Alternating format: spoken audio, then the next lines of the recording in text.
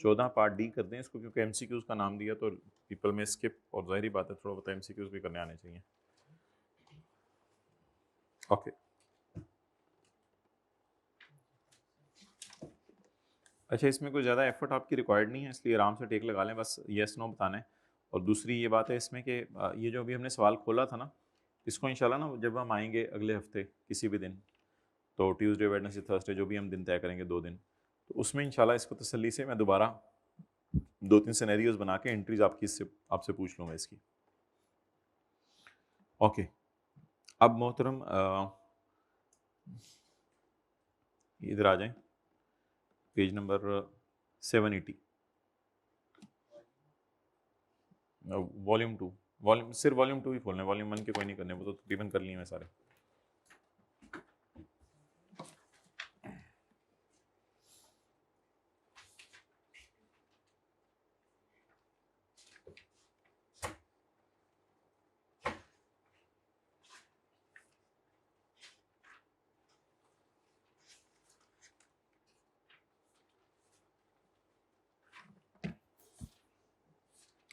Select the most appropriate answers from the options available for each of the following MCQs. Each MCQ carries 1 mark. A professional accountant discovers that his employer is engaging in tax evasion. Tax evasion क्या होता है? Law के अंदर रहते हुए tax बचाना या जानबूझ के लॉ को ब्रेक करना? जानबूझ के लॉ को ब्रेक करना टैक्स इवेजन में इन्वॉल्व है। What should his first course of action? उसका पहला कोर्स ऑफ एक्शन क्या होना चाहिए? Report the matter to tax authorities, FBR वालों को शिकायत लगा दे, नौकरी छोड़ के चला जाए, मैनेजमेंट से बात करे, या उस सफ़े को ही फाड़ के फेंक दे जिस सफ़े में ऐसा हुआ है।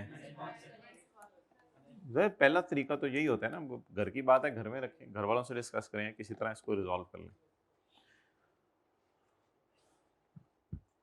तो इसके लिए हमें वो सब खोलने नहीं पड़े, चैप्टर खोलेंगे इंशाल्लाह हम जरूरत पड़ेगी तो।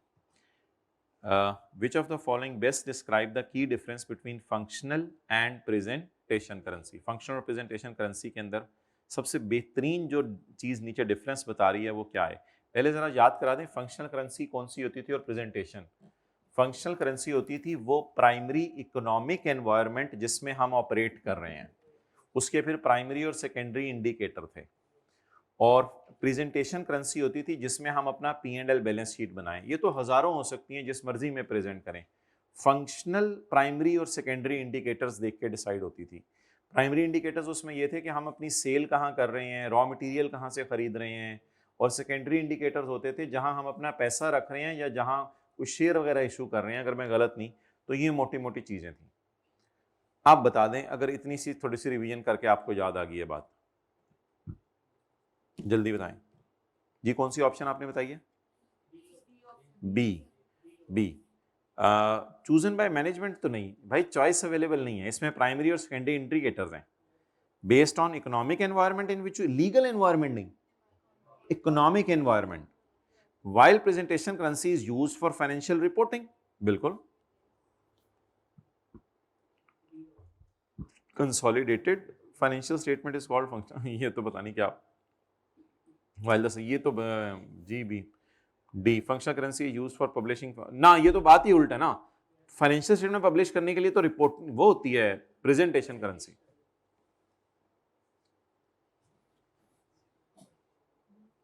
जी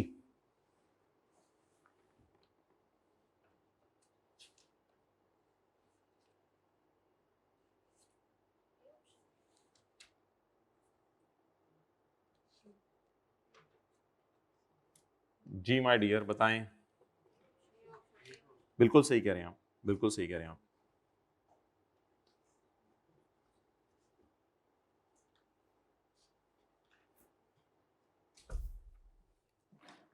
Which of the following best is an example of violation of principle of integrity? Deliberately जानबूझ के खर्चों को रिकॉर्ड करना ताकि इनकम कम हो, जानबूझ के गलत खर्चे इधर उधर करना ताकि इनकम कम हो, ये तो इंटेग्रिटी की वायलेशन है। Seeking clarification on an unclear accounting standard, unclear accounting standard में किसी से पूछ लेना ये कौन सी इंटेग्रिटी क्वालिटी, ये तो आप अपनी बेहतरी के लिए कर रहे हैं, शायद इसको वो कह सकते हैं मेरे ख्याल से प्रोफेशनल नॉलेज को अपडेट रखना। कंसल्टिंग लीगल काउंसिल, लॉयर से कंसल्ट करना कॉन्फिडेंशियल इंफॉर्मेशन डिस्क्लोज करने से पहले, ये तो कॉन्फिडेंशियलिटी टाइप चीज है। लैक ऑफ एक्सपर्टाइज की वजह से कोई चीज डिक्लाइन करना, तो उसमें मेरे भाई ये तो वो है, क्या कहते हैं, professional competence and due care.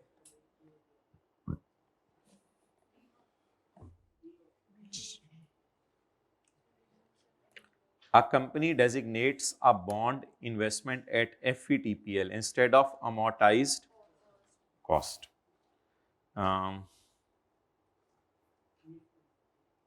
इसको देख लें, ये जरा ऐसे देखे बगैर समझ नहीं आएगा।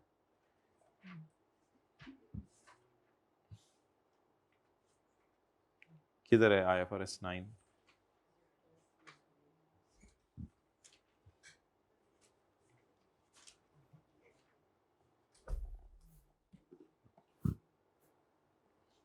किधर है? ये नहीं हो सकता, नहीं है।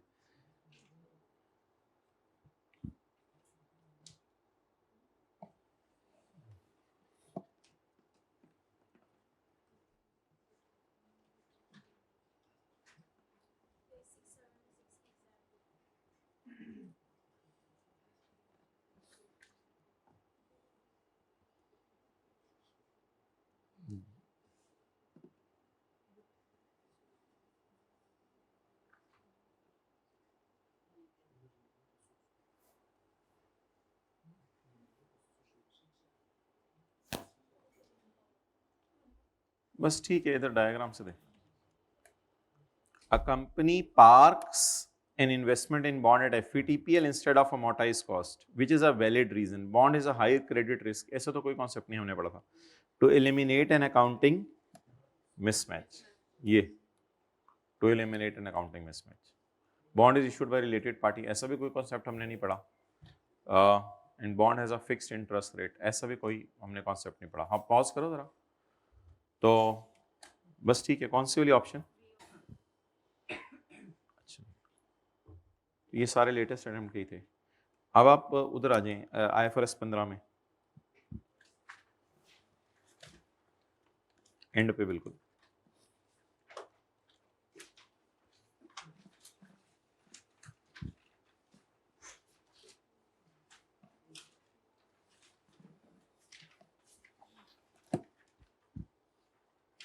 जल्दी पढ़ें।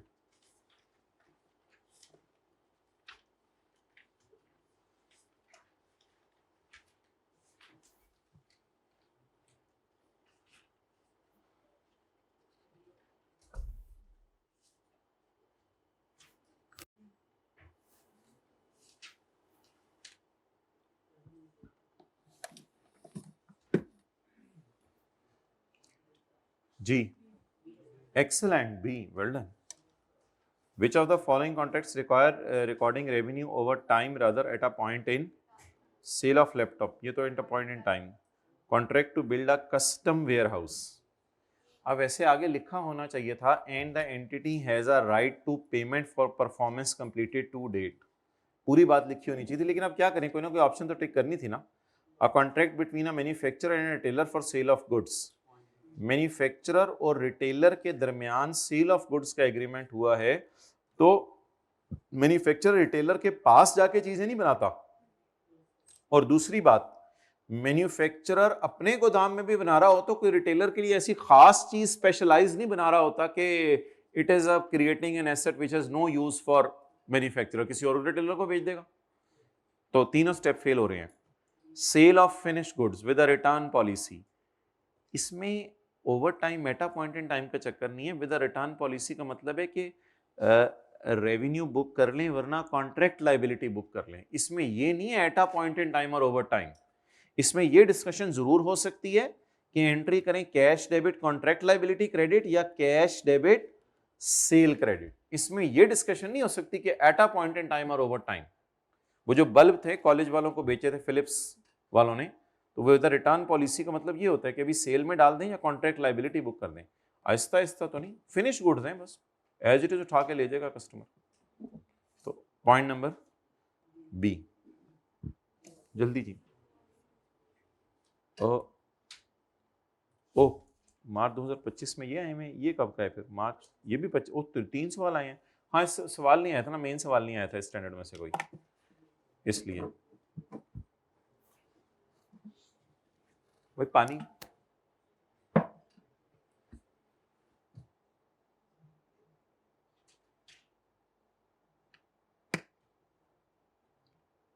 A manufacturing company enters into a contract where price adjustment depends upon customer satisfaction rating.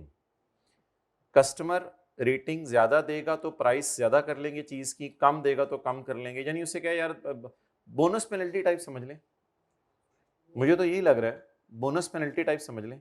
Price fix होगी है या वेरिएबल है? वेरिएबल है, किस पे डिपेंड करेगी? तो उसे कुछ दिन दिए यार, तो प्राइस कर लेंगे, तो चीज ले जा अभी। How should this be accounted for? Excellent, B.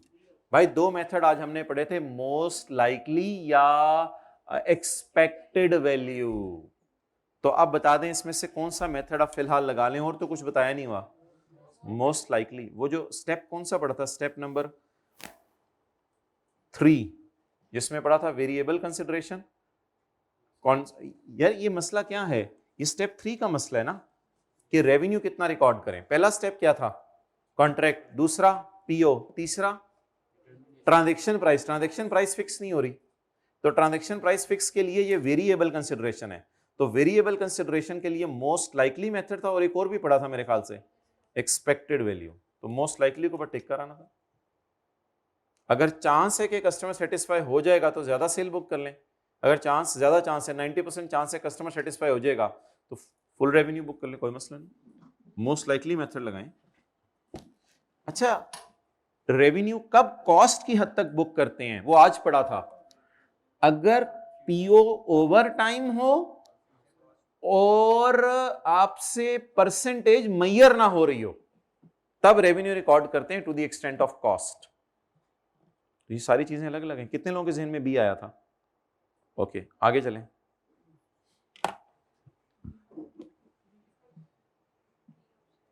हाँ जी, वेल डन, डी। बाकियों को पढ़ लेने दो, छेती से 10 कर दो।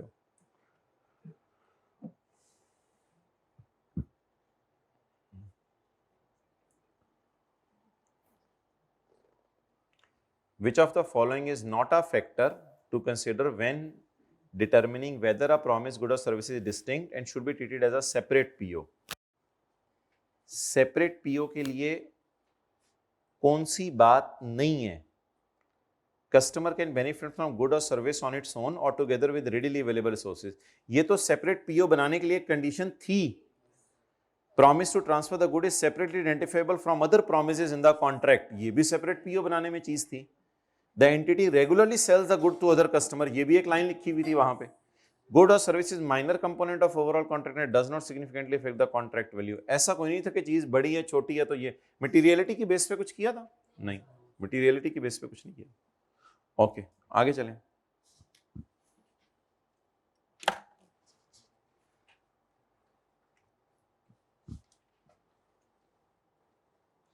अच्छा, सोच लिया करें, बस बोला ना करें, फिर बाकी फिर जरा सोच लिया करें।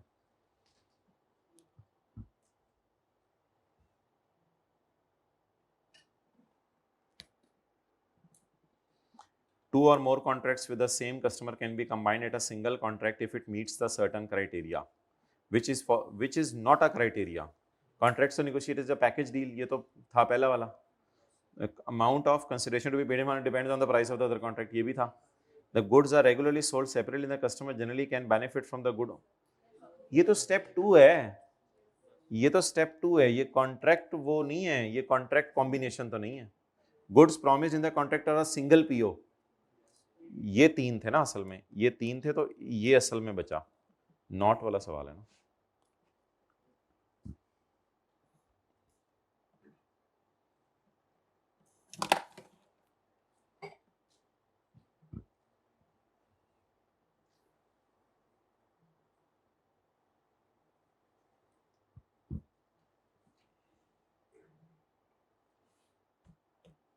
हम्म,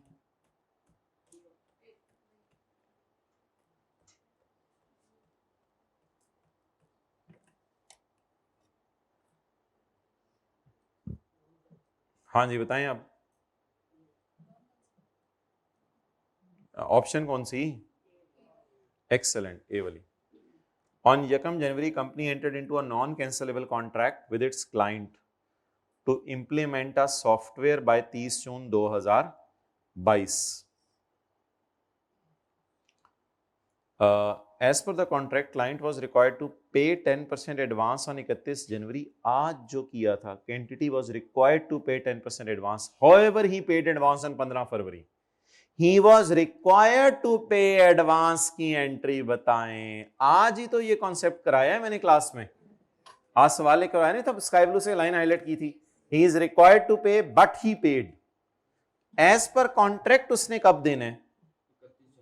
तो अनकंडीशनल राइट किस दिन बन गया, लेकिन सिर्फ कितना? 10% का। कॉन्ट्रैक्ट एसेट डेबिट 10% से, sorry unconditional receivable debit Bilawal वाली एंट्री, और 10% जो पैसे आपने पे वो क्लाइंट एडवांस 15 को कर दे, उससे क्या फर्क पड़ता है? क्योंकि कॉन्ट्रैक्ट क्या है? Non cancellable.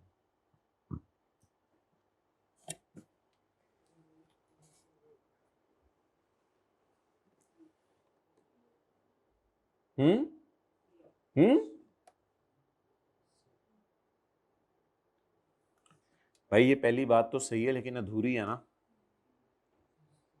ये नहीं है entity record revenue over time if. अच्छा इन दोनों को आगे नहीं लिखना, इनमें से कोई ऑप्शन टिक करनी है। And the entity has a enforceable right to receive the payment for performance completed to date। अगर ये लिखा होता फिर हम इसको टिक करते, अभी ये अधूरी बात है। entity performance create an asset whose control will be transferred at end, ये तो at a point in time होता है। कस्टमर साइमल्टेनियसली रिसीव एंड, तो ठीक है। अच्छा अगर ए और डी को मिला लेना तो भी एक ऑप्शन बन जाती है, लेकिन ये तो भोंगी सी बात है कि ए और डी को मिला के if A and D combine तो ये भी टिक, ये तो अजीब सी बात है। फिर बस सी को टिक कर दे मेरे ख्याल से, ए एंड डी मिला के भी एक सही ऑप्शन बन जाती है, लेकिन डी भी अधूरी बात है, डी के साथ पहली कंडीशन ही लगी हुई।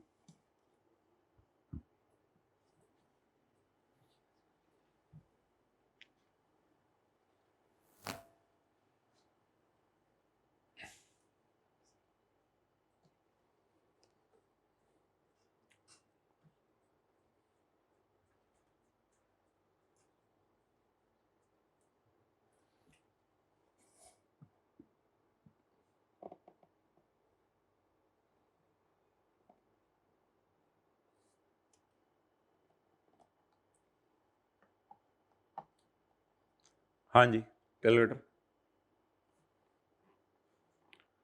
मोस्ट लाइकली या एक्सपेक्टेड वैल्यूज? अगर दो ऑप्शंस हैं तो मोस्ट लाइकली, अगर दो से ज्यादा ऑप्शंस हैं तो a company enters into a construction contract to build a warehouse for a customer. The agreed price is 20 million. The specified completion date is 31 October. However, the contract provides that company should receive an incentive payment of further 2.5 million if the warehouse is completed before 30 June 20. The price will be reduced by 2 million if the warehouse is not completed until after 31 December 20. जून, जुलाई, अगस्त, सितंबर, 4 महीने पहले बना दो तो 25 lakh bonus,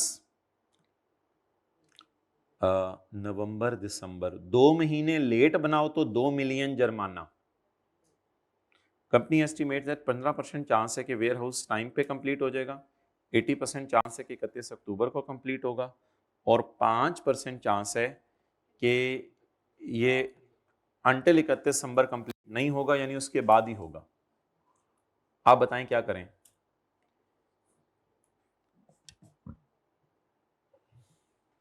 बताएं कितने तरीके हैं calculation के? 80 वाला उठा लें या 7-7 परसेंटेज लगाएं? अच्छा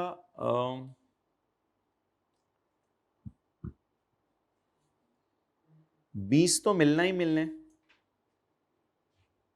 मैं जरा दो तरीके से चलने लगा हूं, देख लीजिएगा पेपर में मैंने आपको कहा था बच्चे दो तरीके से चल पड़ते हैं, खैर है 20 तो मिलना ही मिलने।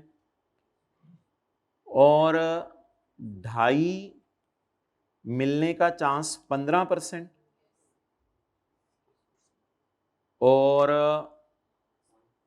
पूरे पे तो फिर तो कुछ भी नहीं है ना, यानी अगर मैं पूरे उस टाइम पे कंप्लीट करूंगा, ना बोनस ना पेनल्टी, इसका चांस जल्दी बोलें 80% है ना, जीरो कैसे, 80% है, डन। और अगर मैं जुर्माना देना है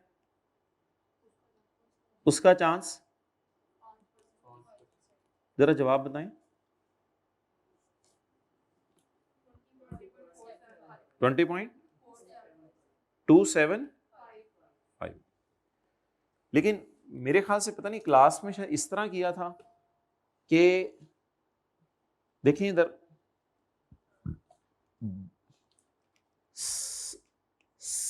22.5 मिलने का चांस 15% है। देखिए ना, बच्चा किसी भी तरीके से पेपर में चल सकते हैं, जवाब तो वही आना चाहिए। 22.5 मिलने का चांस, कुछ समझ आई, इन दोनों को जमा करके मैंने बोला है। और 20 मिलने का चांस 80% है, और 18 मिलने का चांस, अल्लाह करे दोनों तरीके से जवाब यही आ जाए। सेम है, फर्क आ रहा है, सेम आना चाहिए मेरे ख्याल से। ये दो तरीके नहीं है, ये कैलकुलेशन करते हुए हम डी ट्रैक हो गए समझे, कभी पता नहीं ऊपर डी ट्रैक हुई या नीचे डी ट्रैक हुई, अल्लाह ही जानता है। ये तरीका एक ही है। तरीका क्या है कि सारी परसेंटेजेस अप्लाई करनी है। मैंने इस अमाउंट को फिक्स रख दिया था, बराबर नहीं आ रहा दोनों में। हाँ मैंने प्लस लगाने, सॉरी मैंने प्लस लगाने। इधर मैं माइनस लगाऊंगा क्योंकि ये पेनल्टी है, उधर मैंने 20 - 2 कर दिया तो ये 18 आ गया ना। अच्छा मुझे आप बताएं, एक तो है प्राइस को मैं क्या रखूं, फिक्स। बोनस मिलना है, कुछ भी नहीं होना, जुर्माना देना है, या बार बार पंगा लूं, बोनस मिलना है यानी 22.5, बोनस नहीं मिलना यानी 20, और सिर्फ 18 मिलना है, इसका चांस देख ले, मेरे ख्याल से सेम आ रहा होगा दोनों तरीके से।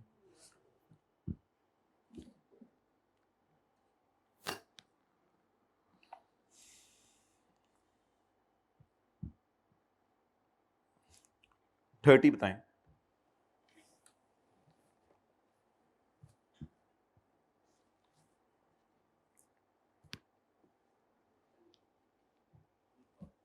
हाँ जी ठीक है ना, डिस्काउंट कॉस्ट ऑफ सेल में तो नहीं जाता, डिस्काउंट जो है वो सेल से नेट होता है, असूल ये सेल से नेट होता है। डिस्काउंट लार्जेस्ट कंपोनेंट को भी नहीं जाता, डिस्काउंट एडमिन कॉस्ट में भी नहीं जाता।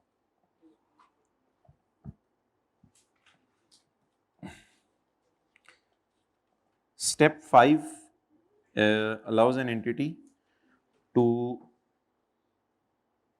record revenue as and when the performance where revenue is recorded in line with the pattern of transfer. If an entity does not satisfy its PO over time, it satisfies it at a point in time, and revenue will be recorded when the cheese is transferred.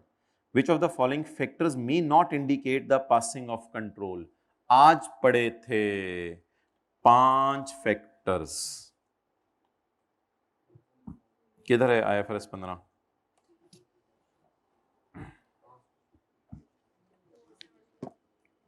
Page number 471।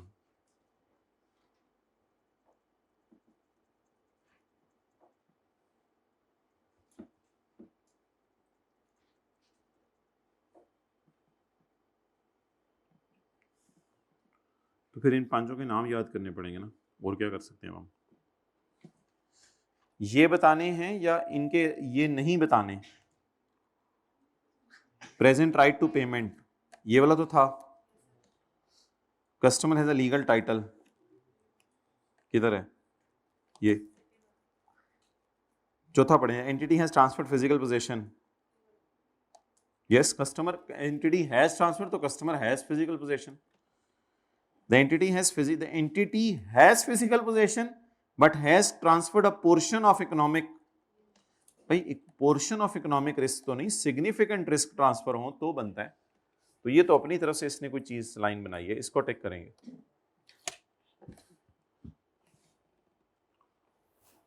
Okay,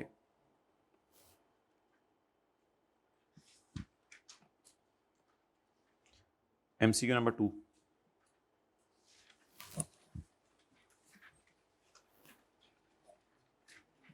be quick.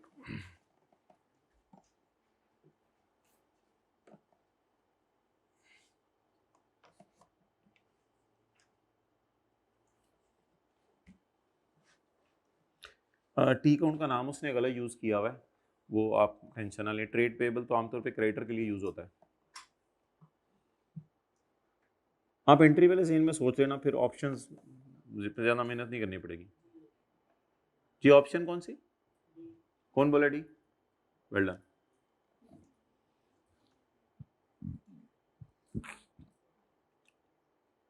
We are agent, तो आज मैंने entry की थी agent की books में, जो मैंने कहा था एमसीक्यू आया हुआ है। Who works on behalf of dolphin, dolphin की किताबों में छोड़े पड़े, वो फेमस परफॉर्मर आके करतब दिखाता है। WL just collected 100 million from a promoter in terms of ticket sales for a recent show। अच्छा, ये प्रोमोटर की गेम ये होती है कि जब वो सारा फंक्शन होता है ना, तो कोई बंदा उस फंक्शन को अरेंज कराता है, तो वो आर्टिस्ट को कहता है मैं तुझे 100 मिलियन दे दूंगा, फंक्शन मैं करा देता हूँ, और जो ऑडियंस आएंगी तमाशा देखने वाले, उनसे पैसे फिर मुझे 110 मिले, 20 मिले, वो मेरा नसीब। ये सॉर्ट ऑफ प्रोमोटर का ये कॉन्सेप्ट है जरा, क्योंकि बीच में आप सोच रहे होंगे ऑडियंस किधर चली गई। तो WL has just collected 100 million from promoter, promoter ने 100 मिलियन दे दिए हैं, WL का इसमें सिर्फ 10% है। जी, मुझे कैश कितना आ गया? 100। मैंने फेमस परफॉर्मर को कितने देने हैं? 90, और खुद कितने रखने हैं? 10। ये मेरी इनकम है, commission income. Cash debit, revenue credit और पेएबल क्रेडिट। ट्रेड पेएबल तो नहीं, गलत लफ्ज़ है, ट्रेड पेएबल आ गया, आपको नहीं लिखना चाहिए था ये यार। थोड़ा सा मजे का है। क्वेश्चन 4, अच्छी कॉन्सेप्ट रिवीजन होगी।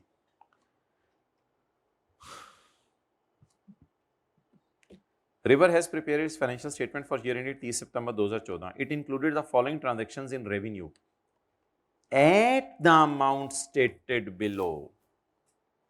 तो भाई इंक्लूड हुए 2.5 पे, 20 पे, 15 पे और 20 पे। ये असल में मसला था, बच्चे समझ लेते थे ये आगे वाली फिगर इंक्लूड है सेल में, नहीं, सिर्फ ये वाली।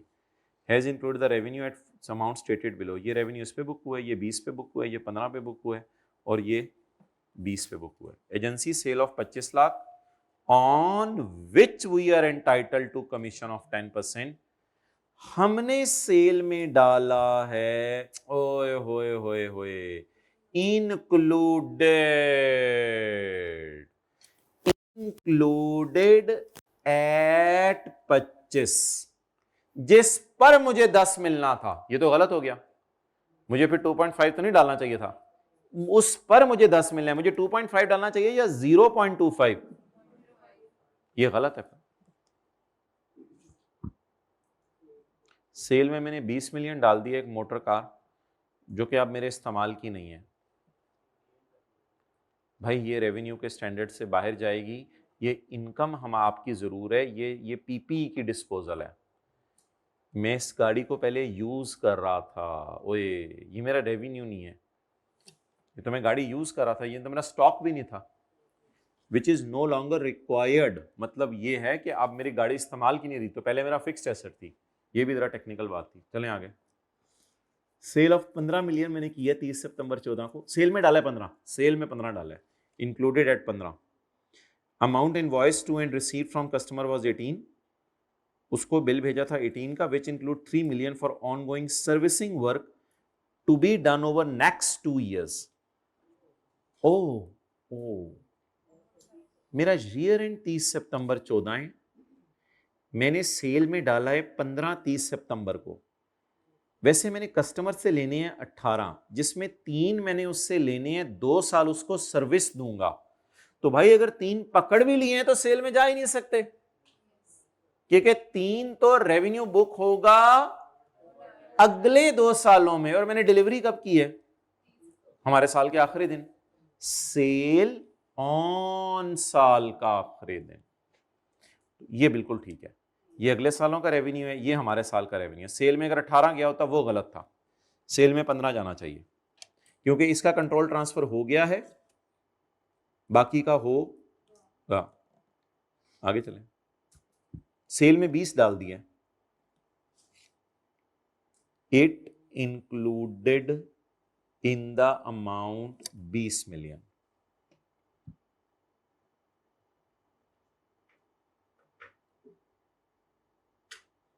जी बताएं भाई, यकम अक्टूबर 13 को सेल में 20 मिलियन डाल सकते हैं? क्यों नहीं डाल सकते? ये 20 तो ट्रांजैक्शन प्राइस है। डिलीवरी कब हुई है? यकम अक्टूबर 13। हमारा ईयर एंड कब है? उसने पेमेंट कब करनी है? डिलीवरी कब?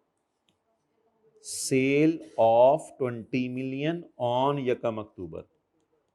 और कैश आप बता दें ये क्या है? 20। लेकिन मैंने सेल में 20 डाल दिया है। It has included following amount below in revenue. तो 20 तो नहीं डाल सकते। तो दैट वाज वेरी अजीब अजीब अंग्रेजियां, बट दैट वर ये थी। Car limited sold and installed an item of machine for 8 lakh Cat limited on यकम नवंबर 17। ये ईयर एंड क्या है? 31/17। Included with in price was a 2-year servicing contract which has a value of 2,40,000 and a fees for installation of 50,000। जी step 2 बताएं। Sold machine and installed. Installation by default simple होती है, and a service contract. Cat sold and installed an item of machine for 8 lakh. Included in this price was a 2-year servicing contract. इसमें 2-year servicing भी शामिल है।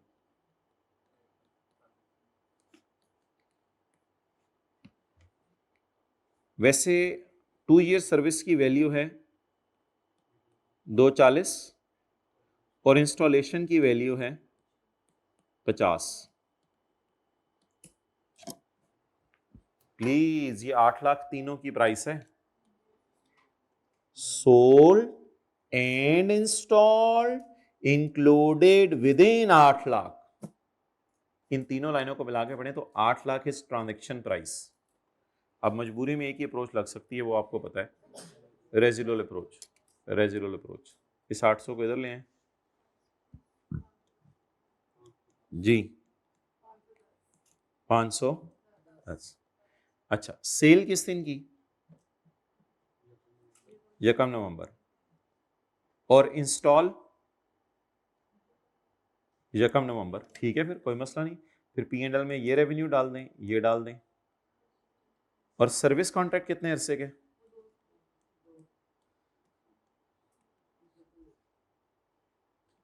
2 महीने। हाँ, नवंबर दिसंबर। जी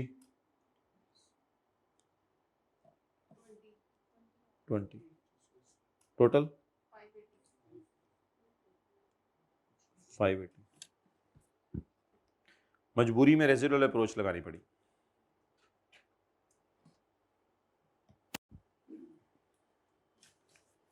जी 6।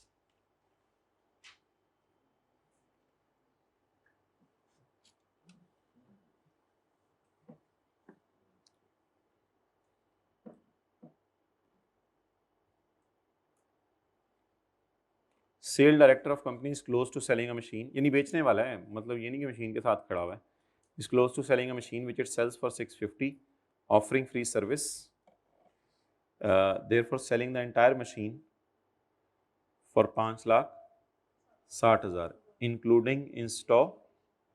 The company never sells servicing separately. Company servicing machine की separately नहीं करती। अच्छा भाई, इसका मतलब ये नहीं होता कि दुनिया में लोग भी नहीं करते होंगे। कंपनी नहीं करती सर्विसिंग सेपरेटली, तो ठीक है, कोई मसला नहीं, सर्विसिंग किसी और से करवा लें। सर्विसिंग वाला तो ऐसा मसला नहीं कि कंपनी अलग से नहीं करती।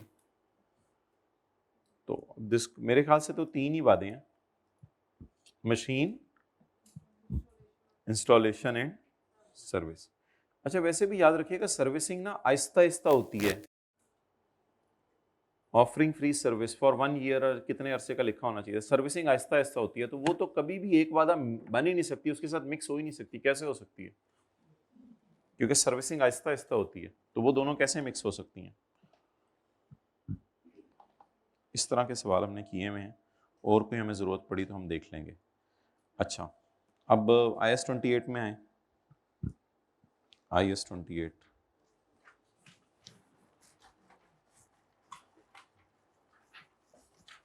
ताकि 10-20 मिनट में आपको फारिग किया जाए। किधर है?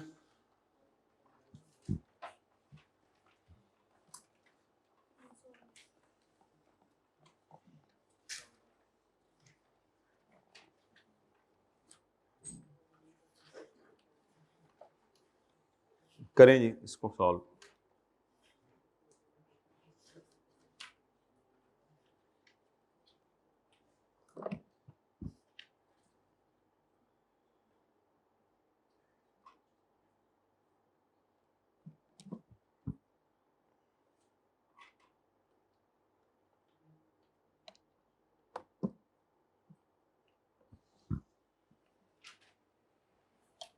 हाँ जी,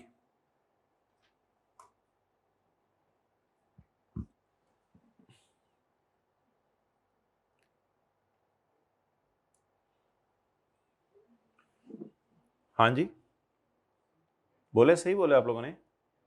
कौन सी? D D, well done well done. असल में पुरानी बातें होगी ना, लिखेंगे तो याद आ जाएंगी। आप कहेंगे अच्छा अच्छा अच्छा। How are inter company balances? Inter company balances होते हैं आपस के debtor creditor, loan receivable, loan payable, and unrealised profit. ये होता है वो जो ए टू पी का प्रॉफिट होता है स्टॉक की सेल का, and unrealised profits from trading and asset transfers, और as how are intercompany balances and unrealised profits from trading and asset transfer. ट्रेडिंग से मुराद स्टॉक और एसेट ट्रांसफर से मुराद पीपीई बेचना। असल में ये एक लाइन खत्म हो गई है। आपस के डेटर क्रेडिटर का क्या करें और आपस के प्रॉफिट्स का क्या करें, from trading of goods and trading of PP. ये तो एक ही बात है, A to P, P to P, P to A. Transfer between investor and associate, P और ए वाला सवाल है, should be dealt with under the equity method. भाई आपस के डेटर क्रेडिटर तो हम कैंसिल नहीं करते, क्योंकि आपको पता है वो ओवरऑल एक ही चीजें ही काट देते हैं, तो डेटर क्रेडिटर कैंसिल हो ही नहीं सकते।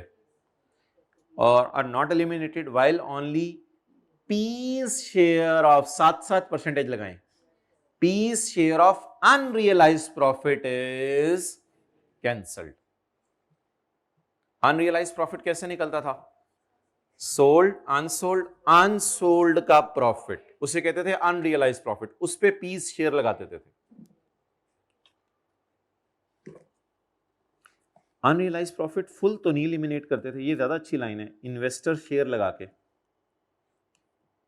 नहीं नहीं नहीं, इंटर कंपनी बैलेंसेस कहां एलिमिनेट करते थे, वो तो नहीं करते थे एलिमिनेट।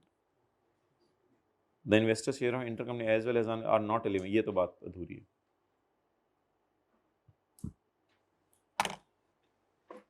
पानी भाई मंगवा दें।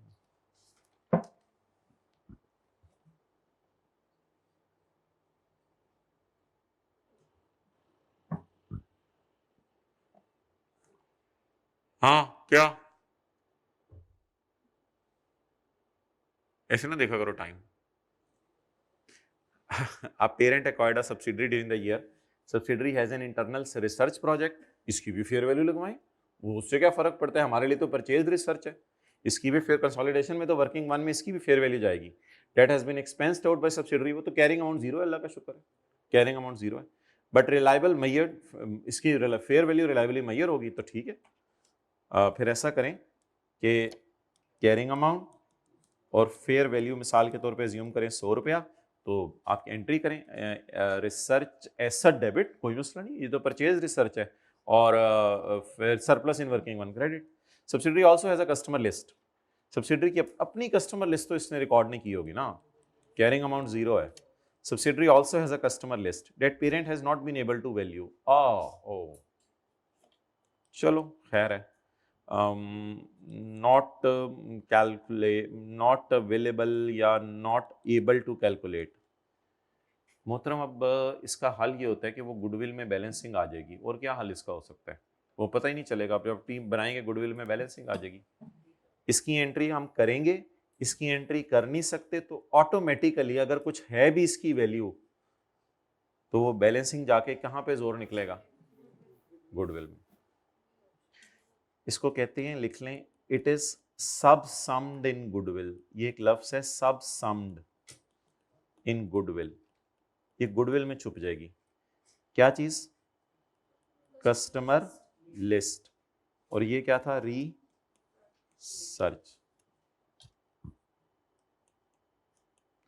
असल में कि IAS 38 का MCQ छुड़वाया हुआ था, लेकिन अब क्या MCQ जितने करने की जरूरत तो नहीं है, वो उसमें ये सब सम्ड भी लफ्ज लिखा हुआ था, गुडविल में ये मर्ज हो जाएगी। कौन सी ऑप्शन बनी है, बीटा।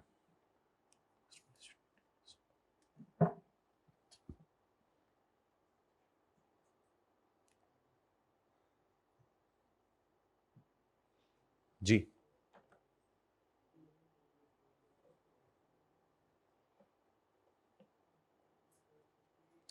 एंट्री बताएं,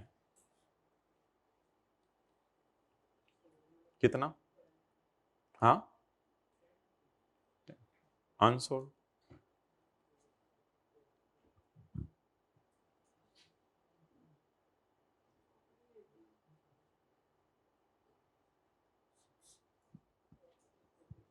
कितना, चले मैं पढ़ लेता हूं, मैं तो अब पढ़े बगैर आप लोगों से करवा रहा था। Parent sold, parent has 75% share holding in subsidiary. बहरहाल ये 75% कहीं नहीं लगाना, ये तो बस वो CRE/NC की वर्किंग माइंड पे लगता है, अभी तो फिलहाल कैलकुलेशन करें अपनी। During 2023 SL made a sale of 10 million at a profit of 2, तो प्रॉफिट परसेंटेज 20% है, मार्जिन सही है, मार्जिन मिसिंग था ना, मार्जिन निकाल लिया, मार्जिन निकालने आपकी मर्जी है, मार्कअप निकाल लें, सेलर की किताबों में निकालना होता है, सेलर की किताबों में। At 31 December PL had 60% of these goods in inventory. वैसे यार प्रॉफिट पे भी 60% लगा सकते थे, 600 पे पड़ा हुआ है तो 20 दे दो, 1.2।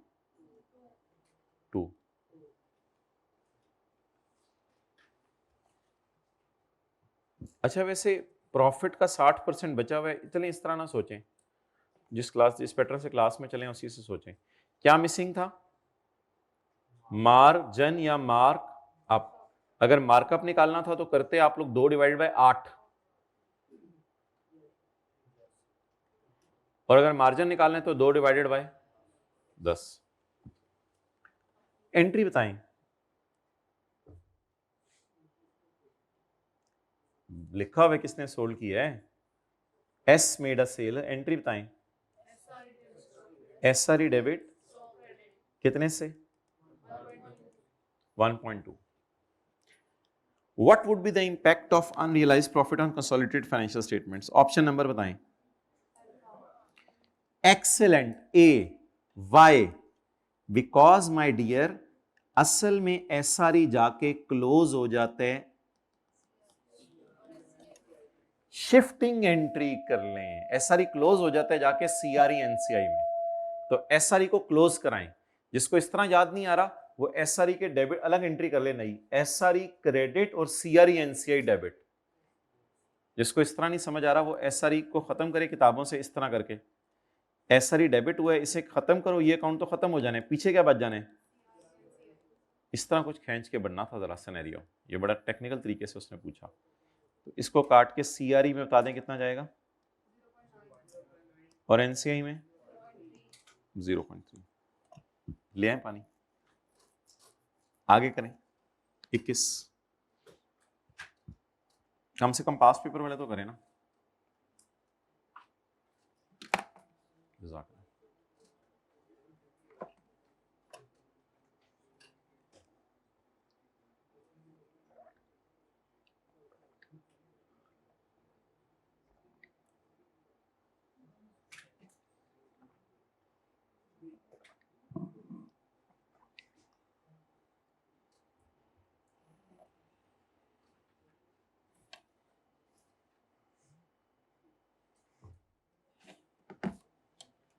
भाई अब्दुल्ला को मुझे टर्म टेस्ट 2 का क्वेश्चन पेपर सॉल्यूशन भेजे टैक्स का। जी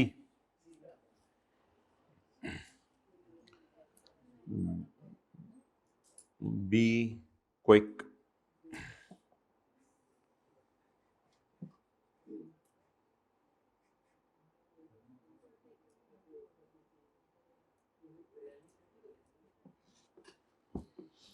Ansu owns a property that has been rented to its subsidiary which uses it as sales office। भाई सब्सिडरी जो भी कर ले, पेरेंट के लिए ये अब इन्वेस्टमेंट प्रॉपर्टी है क्योंकि उसने इसको रेंट पे दे दी। How should the above property be dealt by AL in separate financial statements. अभी तो मैं ये टिक करूंगा ना, इस साइड पे नहीं पढ़ा मैंने। How should the above be dealt AL and consolidated. ये पता नहीं कौन सा सवाल था, पास्ट पेपर का क्वेश्चन नंबर जिसमें ये कॉन्सेप्ट आपको कराया गया था। जी 21।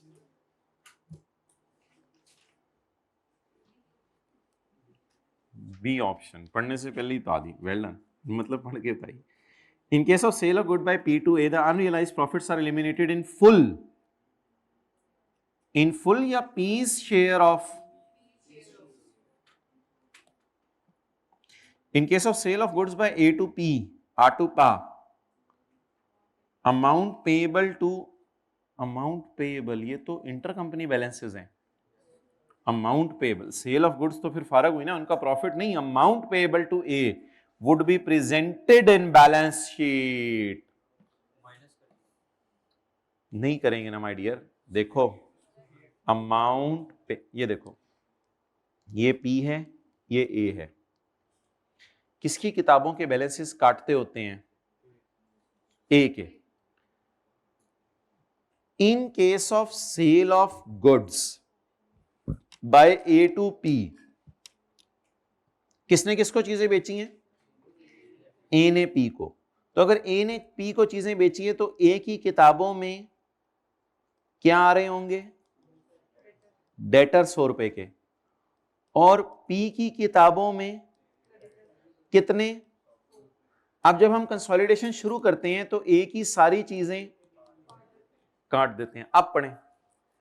इन case of sale of goods by R to PA, amount payable to A in the books of P would be presented in balance sheet। इसको उठा के लिख देंगे, इसे कैंसल आउट नहीं करेंगे, इससे उठा के लिख देंगे।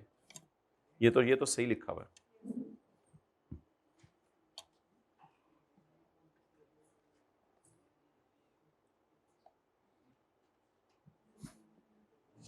ठीक है, 7 मिनट रह गए, हम क्लोज करें। अच्छा,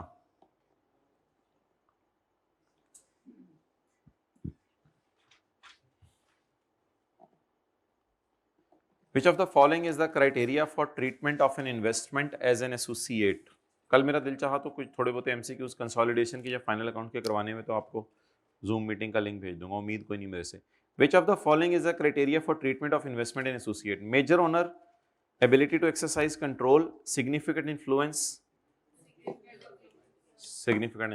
से हमारी एसोसिएट बनती है। Okay, how should an associate be accounted for in consolidated P&L? ये P था, ये S था, ये A था, ये इन तीनों की सेल थी और एंड पे इन तीनों का प्रॉफिट था। मेरे ख्याल से ये चीजें काट देते थे, इसको वर्किंग में ले जाते थे। आप पढ़ें।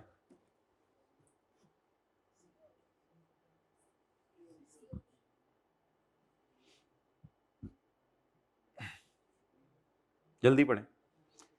Associates incomes and expenses are added to those groups on line by line. एक एक लाइन ऐड करें, सेल, कॉस्ट ऑफ, ये तो सब्सिडरी के करते हैं, ये तो सब सिडरी के करते हैं, या इस तरह भी सही कर सकते हैं। एसोसिएट्स इनकम एक्सपेंसेस आर, जैसे मर्जी सही कर लें, पेपर में फिक्रा आ सकता है ना, फॉल्स है इसको ट्रू बनाओ, उसका क्या पता, अपना नहीं पता होता इधर। The group share of A incomes and expenses is added to the group figures on line by line basis। वो कहते हैं सेल की परसेंटेज लो और इसमें डाल दो, ये तो इग्नोर ही करते हैं सेल को। तो group share of income is not added to group figures on line by line. The group share of a PAT, हाँ, the group share of APAT is recorded as a one line entry। ये भाई अगर dividend पड़ा होता था ना other income में, उसको तो उल्टा निकालते थे। वो कहते हैं रिकॉर्ड करो, रिकॉर्ड तो नहीं करते थे, क्योंकि डिविडेंड को निकाल के उसकी जगह उसका प्रॉफिट का हिस्सा लाके डालते थे। तो ये बात तो गलत है। अच्छा, एक दो बस मजे की चीजें देखें। Answer had held 90% subsidiary, Fine Limited for many years, and 3 months before it acquired 40% associate Ishaq। तीनों की सेल दे दी है।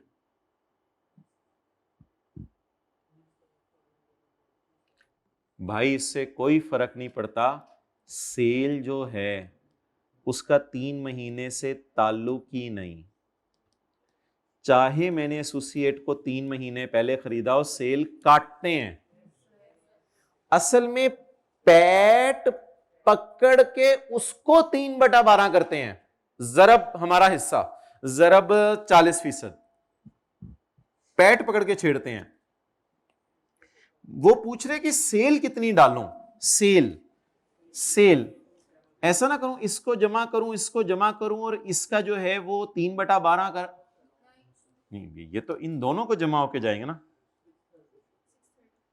630। अच्छा, अकाउंटिंग कैसे होती है एसोसिएट की? Equity method, equity method. और मैंने आपको बताया था सब्सिडरी का ना एक्विजिशन मेथड होता है, ये लफ्ज आपको बताया था, भूला हो पता नहीं, मुझे नहीं पता। सब्सिडरी का एक्विजिशन मेथड होता है और एसोसिएट का इक्विटी मेथड। अच्छा माय डियर, तीनों का टैक्स है, क्या करें? तीनों का टैक्स है, इसका टैक्स उठा लें, इसका उठा लें, एसोसिएट का भी उठाएं, तो क्या टोटल बना? 144। यार ये था, ये जी हमारा आज का लास्ट एमसीक्यू।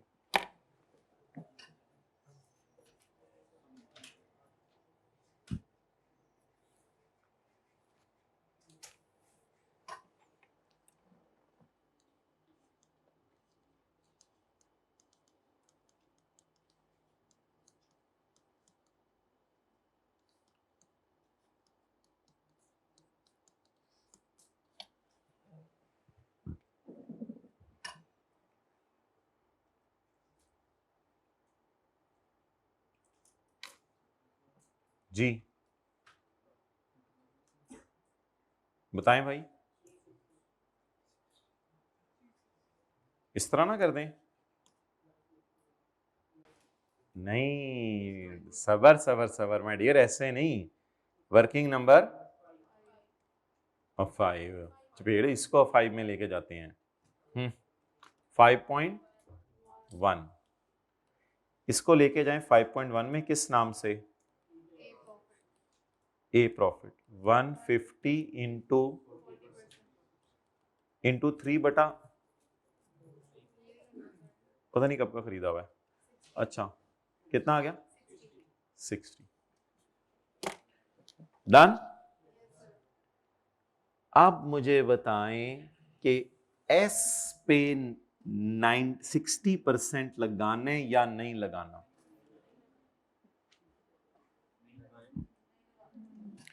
वो पूछ रहे कि पैट कितना आएगा consolidated statement of comprehensive income में।